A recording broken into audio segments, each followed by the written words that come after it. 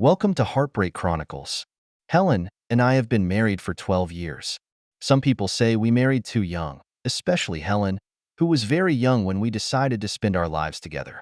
But back then we both felt the timing was just right, as if we were destined to meet, fall in love, and enter into marriage at that time. It only took us a little over a year of falling in love to settle into a relationship because we were both convinced that the other person was the one meant to be. However, recent events have made me begin to wonder if we really fit together so well. I run a jewelry store with my brothers. We created this business from nothing, and it has grown quite a bit. A lot of people say that going into business with your family is difficult, but for us it has instead become a wonderful adventure. Maybe it's because we weren't raised to be the kind of brothers who argued a lot, so we worked especially well together. The sense of accomplishment always makes me proud when I see the business thriving. As for Helen, she always dreamed of opening a unique cafe. This is no ordinary coffee shop, but a literary space filled with books, where patrons can indulge in a sea of books while savoring delicious pastries and coffee. Helen has always been an avid reader, the kind of person who would make reading a religion in her life. To be honest, before I met her, I always found these types of people who use reading as a character label a bit annoying. But now I'm a lovable hypocrite. Because of Helen, I've learned to be tolerant, and I've even begun to appreciate this obsessive love. To support Helen's dream, I took on the rent for the cafe. The store is located in one of the more upscale business districts in town, and the rent is naturally high. But watching her business take off, the cafe start to turn a profit, and the happy smile on her face made it all worth it. At the time, it was like we were weaving our own perfect fairy tale. Helen is a passionate reader of all genres, with a particular fondness for romance novels. On social media, she is an active reader, often discussing plots and sharing thoughts with other fans. I couldn't muster up much interest in the stories, but I would always smile involuntarily as I watched her become engrossed in the storyline. Bridges that seemed a little cheesy to me were sparkling with romance in her eyes. Our life continued in this peaceful and beautiful way until the man came along. It was March of this year, and at the time I didn't realize that this seemingly ordinary guest would be the spark that would tear our marriage apart. That evening, Helen came home with a special glow on her face and began to tell me about a new customer at the cafe. In retrospect, that moment may have been the beginning of a rift in our marriage. But at the time, I was just being a listening husband, as usual. I've always felt that I'm an open-minded person, and the fact that couples can openly discuss the attractiveness of others shouldn't have been an issue.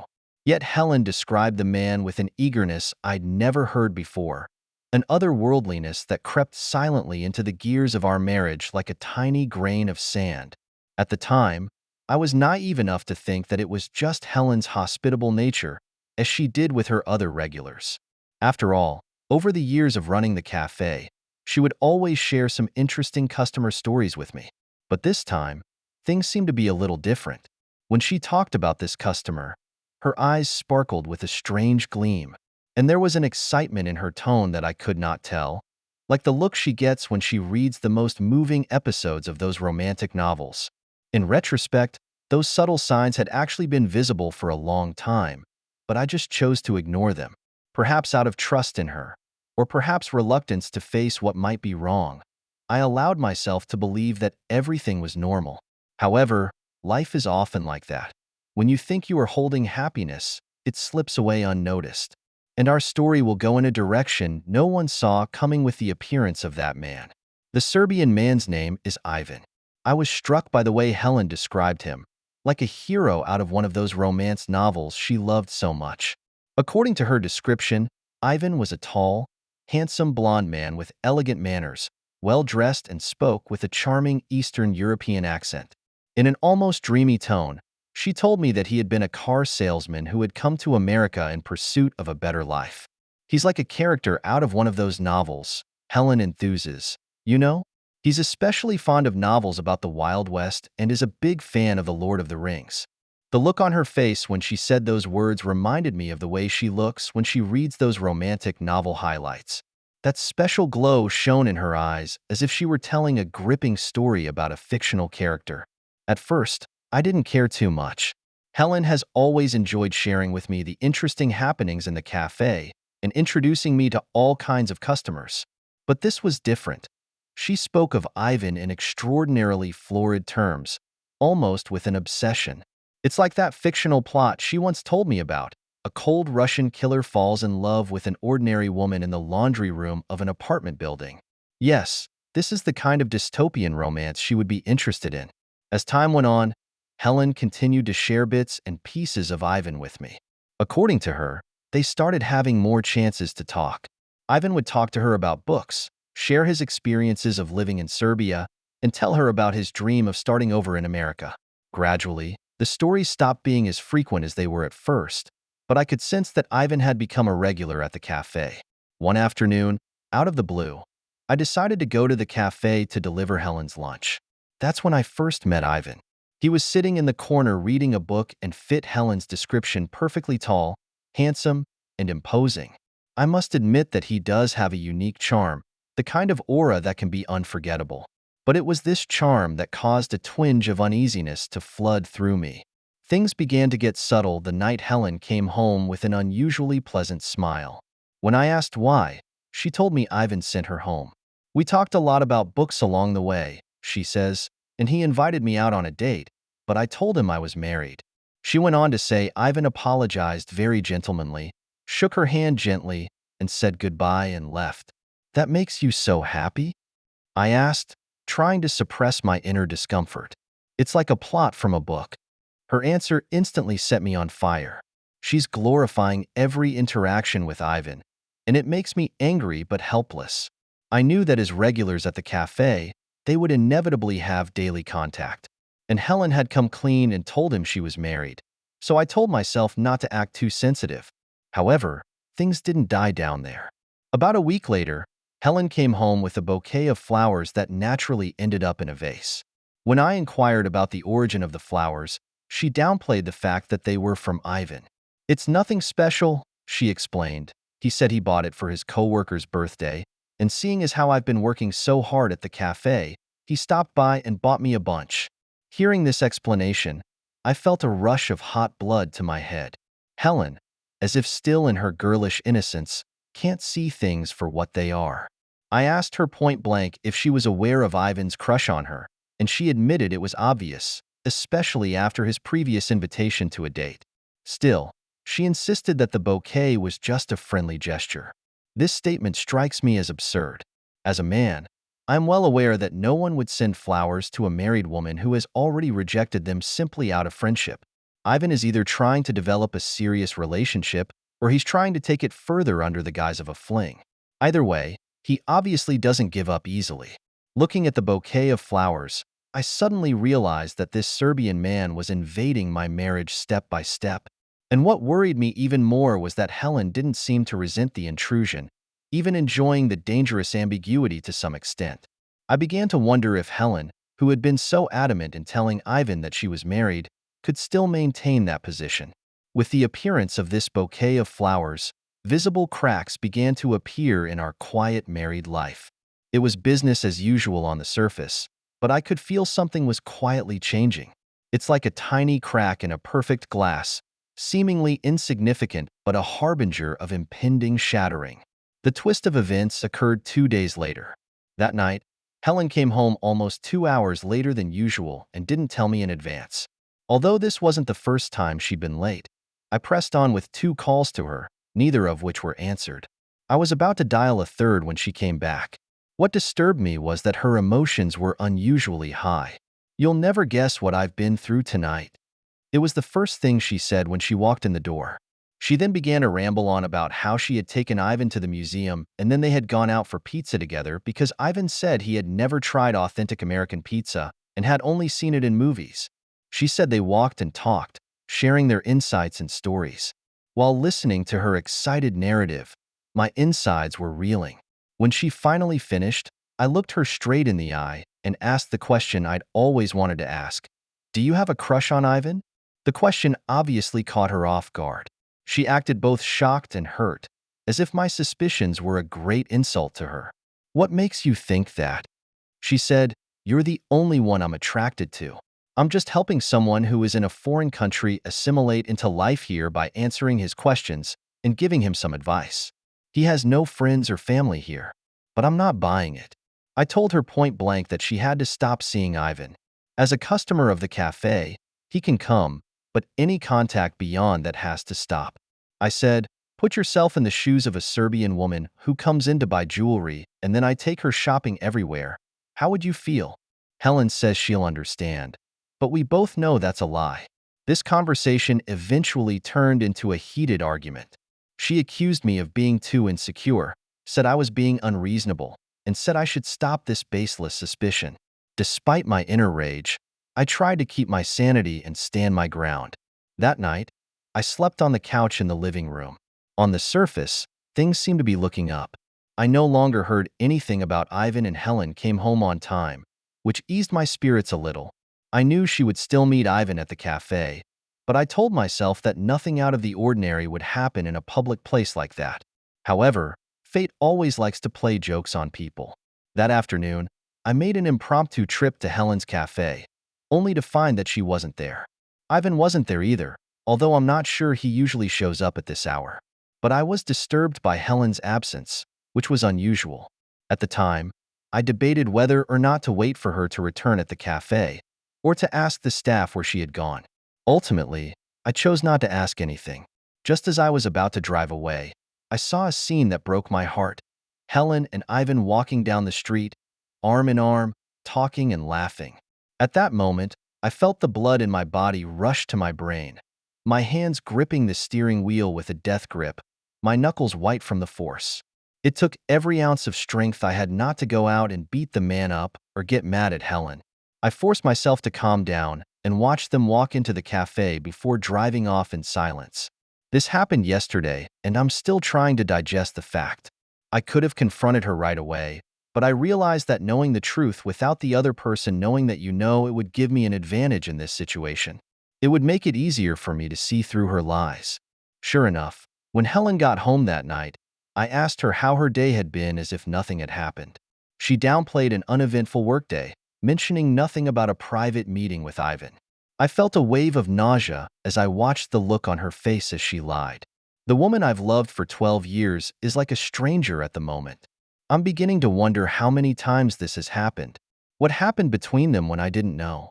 Are those so-called normal business hours also a hidden secret? Each doubt was like a sharp blade that pierced deep into my heart. Now I stood at a critical crossroads. Should I just tease out what I knew, or continue to gather more evidence? I'm leaning towards the latter, as I have a vague feeling that the rabbit hole may be much deeper than I thought. If I show my cards now, I may never know the full truth of the matter. Looking at the sleeping Helen, I felt a sense of strangeness that I had never felt before. The girl who would once read me my favorite snippets is now weaving tales of betrayal. I didn't know where this story would end up, but I knew that I had to find out the truth, no matter how heartbreaking that truth would be. Sometimes courage doesn't build up instantly. It took me a long time to make up my mind to do that one thing I'd been resisting: check Helen's cell phone. I've never been the type to pry into my partner's privacy, but at this point, I knew I had to put aside my moral baggage and find out the truth. The opportunity arose late one night. Helen was sound asleep, and I gingerly picked up her cell phone. Unsurprisingly, Ivan's dialogue was quickly found in her WhatsApp. My hand shook a little, but I quickly exported the entire conversation log to my own cell phone. Just in case, I also checked her photo album and found several pictures of them together in various public places. Although the photo itself was nothing out of the ordinary, my heart still wrenched as I looked at their intimate smiles. I likewise sent these photos to my own cell phone and then carefully erased all traces of the operation. The whole process took about 5 minutes, and I put the phone back in place to make sure everything was exactly as it was before. Then I went back to the living room and began to peruse the transcripts of those conversations. And what I saw next almost killed me. One conversation in particular broke my heart. It was after they had discussed a certain book that Helen had recommended to Ivan. Ivan, the main character in this book, reminds me of us. Helen, yes, I feel the same way. The mysterious exotic man and the literary girl torn between boyfriends. Ivan, and there are those fragrant scenes that are particularly reminiscent of us. Helen, haha, but in my case it's a husband, not a boyfriend. Ivan, isn't this more exciting? Helen, Indeed, that sense of back virtue makes everything more interesting. I've never cheated, but I can't say I regret it. Ivan, it feels fantastic to be wrong. Helen, yes, I hope this never ends. Reading this made me feel like the whole world was spinning. At 2 a.m., I had to leave the house and go for a walk, or I really didn't know what I would do. I wandered aimlessly through the streets, trying to clear my mind. At that moment, I finally realized what it meant to have a heart of gold. Can you imagine? It's painful enough to realize you've been betrayed, but what's even more devastating is that your wife is actually enjoying the betrayal as some sort of exciting game. Helen treated our marriage like the plot of one of her cheesy novels, and I became the poor bastard who didn't know any better. By the time I got home, it was 3 in the morning. Helen is still asleep, oblivious to the coming storm. Once again, I picked up her cell phone and recorded that conversation on my own.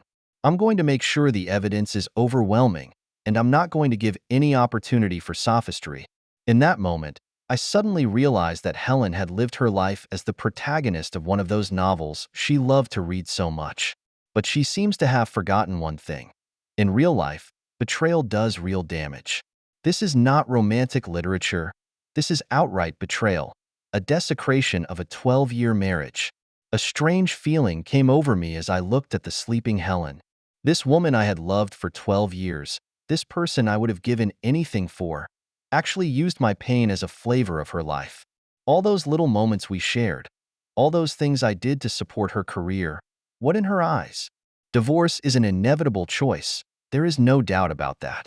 But I don't just want a divorce. I want to make them pay.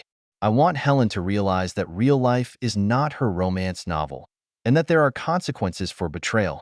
As for Ivan, this man who knows that the other party is married but is still unscrupulous, I will not let him have a good time either. I started secretly preparing for my divorce. During the day, I acted business as usual and continued to play the role of the unsuspecting husband. But secretly, I'm weaving a big net, ready to close it at the right time. I'm going to make this divorce a never-ending episode in one of those romantic novels of hers. Ironically, Helen seems to be so absorbed in her romantic adventure that she doesn't notice the approaching storm. Every night, as she lay sleeping peacefully beside me, she must have dreamed those back-dealing dreams that excited her. I, on the other hand, kept my eyes open in the darkness, planning how to make this dream turn into a nightmare. I began to gather all the evidence that might be favorable to a divorce. The transfer records of the money I'd used to finance her café, the records of her conversations with Ivan, the apparently innocuous but ambiguous photographs, and the unusual behavior of employees who might testify to it. I'm going to make this case so watertight that she'll have nothing to say in court. This two-sided life isn't easy, but I know it's the way to go. Just as Helen finds thrills in betrayal, I find a twisted solace in this revenge scheme. Maybe it's the thrill of what she calls the sense of betrayal? Except for me, it wasn't so much a romance as it was a well-planned revenge. As I sorted through the evidence, I couldn't help but think of Helen's once favorite quote, "Love is the most beautiful fairy tale of all." Yes, our marriage does feel like a fairy tale, only now that fairy tale has turned into a horror story and I, for one, am about to be the one to shatter all illusions. Revenge kicks off on an ordinary weekday. That day, Helen went to the cafe, as usual, while I waited in an Uber across the street. I watched as the court-appointed process server walked into the cafe and handed Helen the divorce papers in front of all the patrons. At that moment, it was as if I could imagine the look of shock on her face. After watching this happen, I had my driver drive off and head to the jewelry store to start my workday. Helen didn't call or send a message for the whole day. This is exactly what I was expecting, her finally realizing she's been torn apart. Nevertheless, she came back that night. Her heavy makeup had been blown away by tears, her nose and eyes were running, and she looked a mess. To be honest, seeing her in this state still flashed a trace of intolerance in my heart, probably because of those residual feelings of love. But that feeling was quickly replaced by anger. Is it because of Ivan? She kept asking, it must be Ivan, right? I could tell she was trying to figure out how much I knew and if there was a mistake in her perfect plan. At this point, I made a tactical decision. Only tell her about the scene where I saw her arm in arm with Ivan, and keep the rest of the evidence for now." Her reaction was shocking. She started jumping sideways from side to side, begging and accusing at one point. "You're getting a divorce because of this?" She said, "Yes, I admit it was wrong to meet with him, but nothing happened. You're so petty and jealous." She didn't seem to know whether to get down on her knees and beg for mercy or continue to abuse me. All I said was, "Get out of my house." She did as she was told. The ensuing divorce proceedings became a good show. I got the best attorney I could find, and it was not a problem for me financially. Seriously, if you're getting a divorce, make sure you hire the best lawyer you can find. It's definitely worth every penny. Not only do we have pictures of Helen and Ivan dating even after I made it clear that I was against it, but we also have a record of those disgusting text messages. My lawyer was a genius. He even identified evidence of money Helen had spent on Ivan from our joint account, matching the dates of those expenditures perfectly with the dates of the text messages in which Ivan thanked her. The lawyer's portrayal of Helen as a pleasure-seeking gold digger was a scene I found relieving to watch. She did try to fight back, but what could she say? I was a competent husband who took care of her for 12 years, supported her career, and did nothing inappropriate. When the judge saw the evidence, Helen's face turned pale. The verdict was exactly what I wanted. I kept the house and the car, and the judge denied her request for alimony, considering her obvious infidelity and my previous investment in her career. For old time's sake, I let her keep the car I bought her. That small favor rather made it easier for me to get other things I wanted. It wasn't easy to get back at Ivan, but I finally got my chance. I saw him coming out of the cafe that day. I followed him around the corner, called out to him, introduced myself, and gave him a nice right hook. It was a pretty painful punch that broke his lip right off and knocked him to the ground. He looked both shocked and confused, but I think he quickly realized he didn't have any position to fight back. After all, he was the one who seduced someone else's wife. He climbed to his feet and slunk away, and as much as I wanted to punch him a few more times, it was enough to teach him a lesson that would last a lifetime. And finally, the death blow to Helen. Her cafe is in an upscale location, and the rent has always been due on the first of the month. But it wasn't until the end of May that she called and tearfully begged me to pay her rent. She said she just couldn't afford it and begged me to help this one last time. I told her coldly, "Sell your car, and that should be enough to pay the rent," then hung up. For the next week, she kept calling and I didn't answer any of them. When I later heard that she had actually sold the car, she called in a rage and yelled at me for being heartless. All I said was, "Why don't you feel heartless when you find it exciting to betray me?" She was dumbfounded. Now I'm waiting for next May. If heaven forbid, without my financial support and bookkeeping, her cafe would probably go out of business. That literary space she dreamed of would eventually become the price of her indulgent desires. After this fiasco passed, I was still single, but doing well. I have plenty of money, my career is thriving, and most importantly, I have my self-esteem back. I can't deny that the betrayal and divorce took a huge toll on me, and that pain is still hard to fully undo. But life goes on, doesn't it? In retrospect, the whole thing seems like an ironic fairy tale. Helen was always obsessed with those romantic novels and ended up turning her marriage into a tragedy. She thinks she's a fictional heroine, realizing herself in her search for excitement, forgetting that every choice in real life comes with a price. As for me, I'm going to move on. This experience taught me a lot and made me stronger despite the pain. I don't know what the future holds for me, but I do know that whatever happens, I can get through it. That's the end of today's story. For more captivating tales, hit subscribe and never miss an episode.